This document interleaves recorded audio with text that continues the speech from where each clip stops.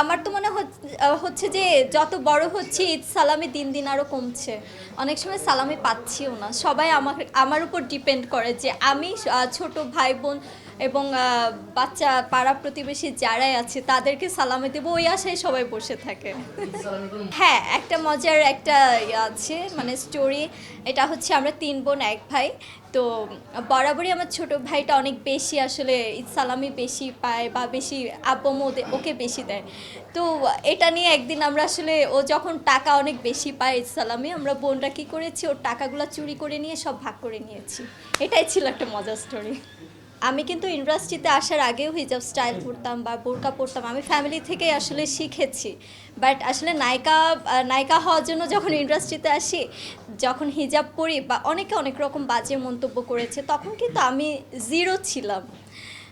তো ওই জায়গা থেকে এখন যেহেতু আমি আমার একটা জায়গা, তখন আমি একটা টার্গেট করেছিলাম যে আমি যখন আমার একটা জায়গা ক্রিয়েট করব তখন আমি ট্রাই করব, যেহেতু আমি নিজেও একজন ফ্যাশন ডিজাইনার নিয়ে স্টাডি করছি এবং ছোটোবেলা থেকে নিজের ড্রেস নিজে তৈরি করি, নিজের মেকআপ, নিজের গেট আপ, নিজের কস্টিউম, এভরিথিং নিজেই করার ট্রাই করি।